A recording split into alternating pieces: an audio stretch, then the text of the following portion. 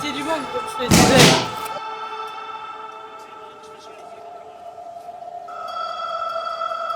Il y a quoi de plus merveilleux que de se battre sur un ring dans des règles et d'être payé pour ça. Faire des sparring avec des gens qui kiffent et qui s'amusent. La qualité que j'ai beaucoup, c'est que j'ai beaucoup de force, j'ai beaucoup de cœur. Construis petit à petit, si tu fracasses l'athlète dès le début, c'est compliqué après.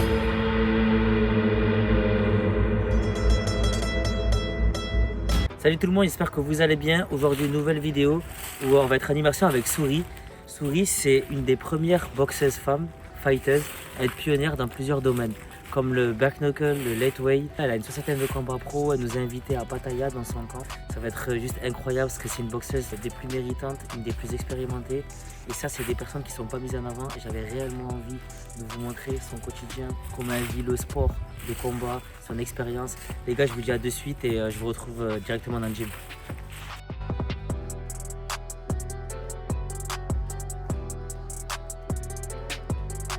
Voilà, on est avec Souri, elle est là. Souri, désolé, je t'ai coupé en plein shadow. C'est pas grave. Est-ce que tu veux te présenter? Salut, moi c'est Souri Manfredi, combattante professionnelle en Thaïlande surtout. Et voilà, qu'est-ce que tu veux savoir de plus? Tu as une grosse carrière, ça fait combien de temps que tu es dans le circuit? En combat professionnel, une dizaine d'années, et sinon ça fait 9 ans que je suis en Thaïlande. Et une soixantaine de combats pro dans toutes les disciplines confondues. J'ai été la première, j'ai été la pionnière dans pas mal de choses, dans pas mal de disciplines. En étant la première femme à combattre en bare knuckle, la première femme française à combattre en lightweight, à obtenir le titre mondial. Et quelques petites choses comme ça. Voilà, là je vois que le training il va commencer, Ouais. je te poserai des questions au fur et à mesure. Et ça va se passer juste comment ce matin?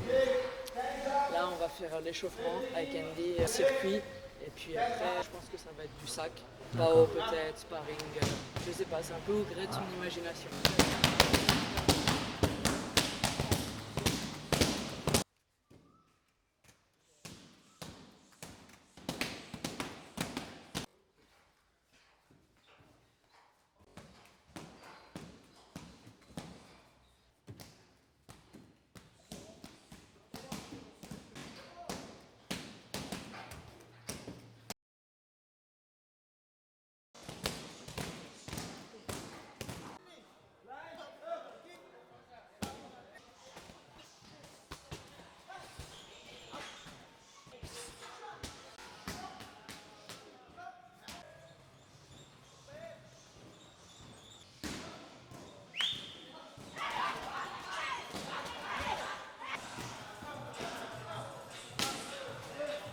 Voilà, t'as fait quoi du coup là? J'ai fait 3 rounds de sac, un peu guidé.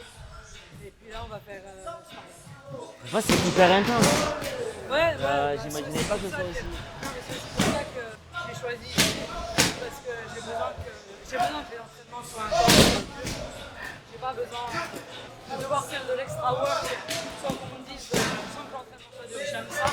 J'aime bien rajouter des trucs moi à la fin, au début. Mais t'aimes bien en fait que l'entraînement il soit optimal et que tu rentres chez toi et que ça soit fait. C'est ça. Ouais. J'ai besoin que je puisse dans mes retranchements. Si l'entraînement c'est facile, le combat ça va très mal se passer. Franchement là j'ai vu que Tu c'était... rentres chez toi et tu sais pourquoi t'es fatigué.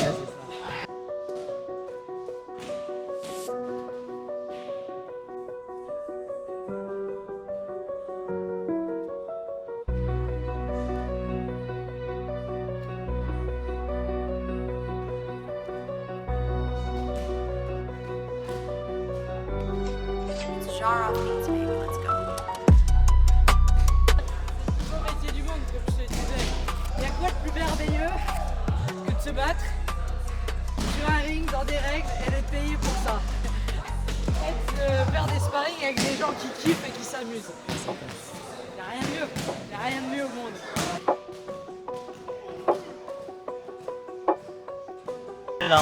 Souri.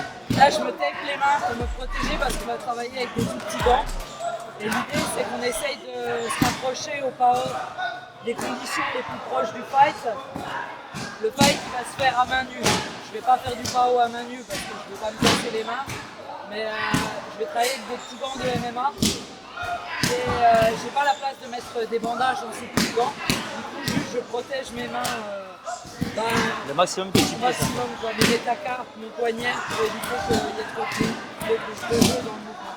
Ça fait longtemps que j'ai pas combattu à main nue, donc il faut préparer ça. Je ne sais pas encore si je vais combattre en lightweight ou en bare knuckle. Je vais parler avec la promotion ce soir ou demain. Je pense demain plutôt. Et du coup, ils vont me dire. Ils ne savaient pas trop en fait. Je pense que ça dépend un peu des adversaires de ce qu'ils trouvent, quoi. Généralement, tu es au poids. J'ai jamais rien raté. Je suis toujours au poids, toujours à l'heure. Je suis irréprochable comme fighter. Pour le coup, j'ai vraiment moins horreur que les gens ne soient pas professionnels. Et quand tu es professionnel, tu es au point, tu es à l'heure, dans les temps, c'est vraiment important En fait, en tant que fighter d'être à l'heure. avec l'exigence que tu demandes aux promotions et aux camps, mais toi-même tu l'as.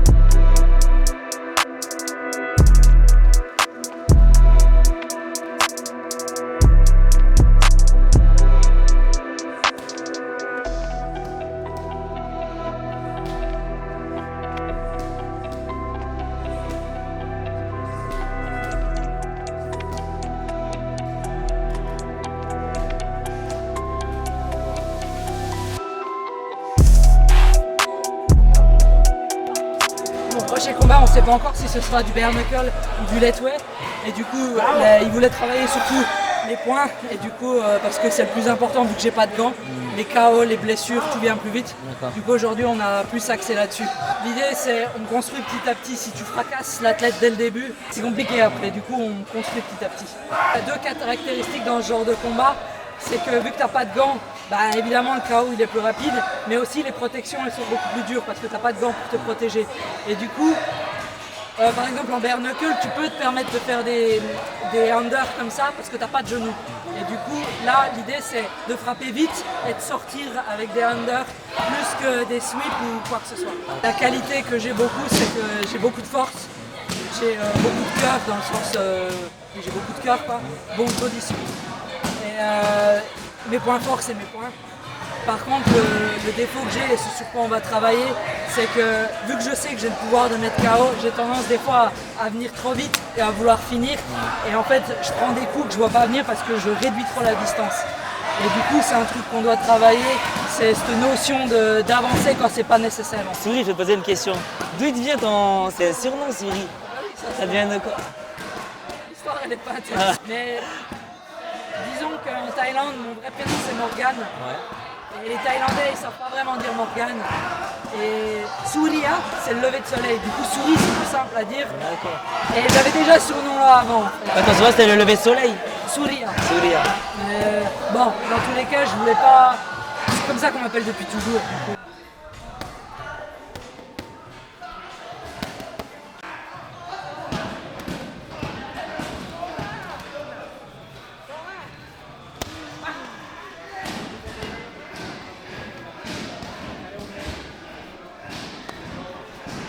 S'entraîner quand t'as pas la condition physique, c'est chiant.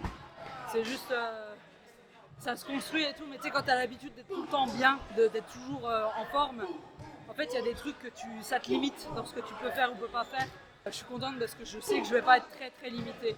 Un peu, mais pas autant que ce que je pensais. Déjà, bon faut le dire, je suis un peu au niveau du corps, je suis costaud. Non, j'allais dire un peu nasillarde, tu vois. Là, par exemple, je me trouve grosse, tu vois. J'ai conscience que je le suis pas, attention. Mais dans mon critère à moi de ce que doit être une athlète, là, je suis pas assez athlétique. Et pour moi, là, je suis pas bien. je suis très exigeante avec moi. Les autres, je m'en bats les couilles. Les autres, ils font ce qu'ils veulent. Ça peut être des gros tas, c'est pas mon problème, c'est pas ma vie. Mais du coup, toi-même. pour moi-même, j'ai un truc de maintien de niveau. Ouais, moi, j'ai une exigence. J'ai du mal à accepter d'être en dessous de le minimum que moi je me suis fixé. Après, c'est bien parce que tu te compares pas aux autres. Non, les autres, laisse Tu t'en tomber. fous en fait. Ouais. Les gens font ce Si tu qu'ils te veulent. comparais aux autres, tu trouverais. J'ai eu une phase un peu, je me comparais, je regardais les meufs qui combattaient, tu sais, je commençais à me comparer, mais en fait quand tu fais ça, c'est pas bon. Déjà t'es pas dans leur pompe. Moi en tout cas ça a eu un effet sur ma confiance en moi en fait, au lieu de me dire vas-y en fait chacun fait sa life, chacun combat comme il combat.